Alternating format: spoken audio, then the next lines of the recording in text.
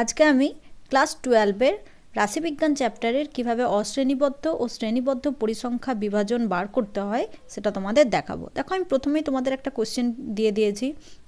কোনো বিদ্যালয়ের দ্বাদশ শ্রেণীর 30 জন ছাত্রছাত্রীর বয়সের অশ্রেণীবদ্ধ শ্রেণীবদ্ধ পরিসংখ্যা বিভাজন সারণী তৈরি করো, এবং কিছু ডেটাও দেওয়া আছে, অর্থাৎ এগুলো বয়সগুলো দেওয়া আছে।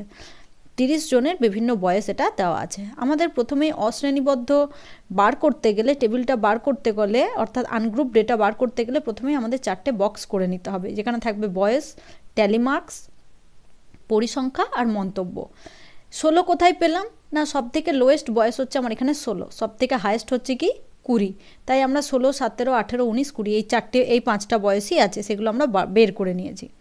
নেক্সট ঘরে কি ট্যালি মার্কস। ট্যালি মার্কসটা কি না, 16 বছর বয়স কতজনের পেয়েছি আমরা? 5 জনের। মিন্স 1 2 3 4 4 লেখার পর একটা দাগ কেটে দিলেই সেটা হয়ে যায় 5। এটারই নিউমেরিক ফর্ম এখানে লিখতে হয় পরিসংখ্যায় 5। এখানে আছে 9, 5 6 7 8 9, সেটা এখানে লিখেছি। এগুলো করার পর আমরা টোটাল দেখতে পেয়েছি এখানে 30 জন এসেছে। তাই আমাকে এখানে নিচে লিখতে হবে মোট পরিসংখ্যা 30। আর শেষে আমাদের অবশ্যই লিখতে হবে মন্তব্য, অর্থাৎ এখানে আমাদের মন্তব্যতে তোমরা নোট ডাউন করে নিতে পারো এটা, যে বয়সের বিভিন্ন মানকে বিচ্ছিন্নভাবে ঊর্ধ্বক্রমে সাজানো হয়েছে। ঊর্ধ্বক্রম মানে ছোট থেকে বড়, মানে 16 থেকে 20 নয়, এইরকম আমি সাজাইনি যে 20 19 18 17 এইরকম নয়, ঊর্ধ্বক্রমে ছোট থেকে বড় আমার সাজানো হয়েছে। নেক্সট, এটা হচ্ছে আমাদের হয়ে গেল অশ্রেণীবদ্ধর ক্ষেত্রে।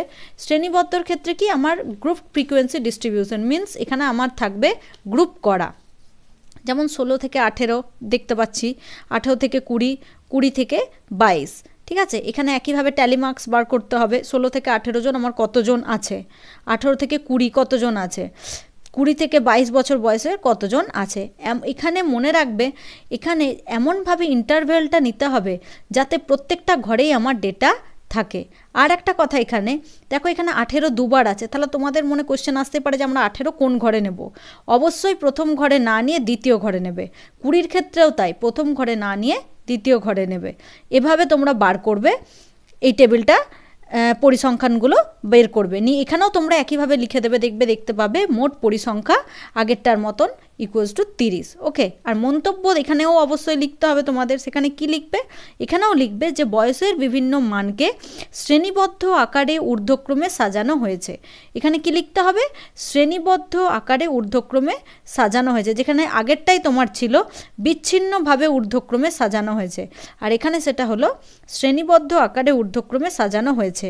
স্টপ দিয়ে লিখবে এক্ষেত্রে 18 ও 20 বছর বয়সকে পরবর্তী শ্রেণীতে গণ্য করা হয়েছে, অর্থাৎ ফার্স্টে আমরা ধরিনি, 18 আর 20কে পরবর্তী শ্রেণীতে গণ্য করা হয়েছে।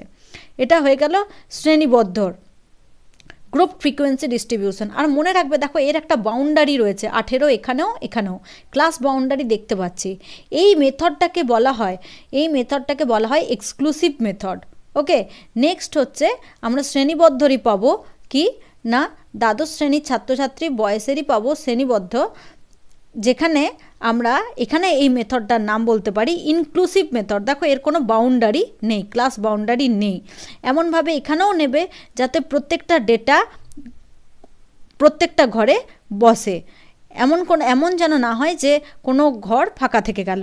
এখানেও তোমাদের মন্তব্য লিখতে হবে, বয়সের বিভিন্ন মানকে শ্রেণীবদ্ধ আকারে ঊর্ধ্বক্রমে সাজানো হয়েছে, আর প্রতিটি শ্রেণীবিভাগে মানগুলি আলাদা। এখানে অবশ্যই লিখবে যে প্রতিটি শ্রেণীবিভাগে মানগুলি আলাদা। ওকে, এটা তোমাদের মনে রাখতে হবে। একইভাবে এখানেও ট্যালি মার্কস করতে হবে, অর্থাৎ 17 থেকে 18 কতজন, 18 থেকে 19 কতজন, 20 থেকে 21 কতজন। আর এই মেথডটা হচ্ছে ইনক্লুসিভ মেথড। আর এখানেও নিচে আবার লিখে দেবে তোমরা যে মোট পরিসংখ্যা হচ্ছে 30, টোটাল 14 11 5 করে দেখবে 30 বেরোচ্ছে। আর মন্তব্যতেও এটাই লিখবে যে এখানে বয়সের বিভিন্ন মানকে শ্রেণীবদ্ধ আকারে ঊর্ধ্বক্রমে সাজানো হয়েছে, প্রতিটি শ্রেণীবিভাগে মানগুলি হচ্ছে আলাদা। ভিডিওটি ভালো লেগে থাকলে তোমাদের প্লিজ লাইক করো, সাবস্ক্রাইব করো।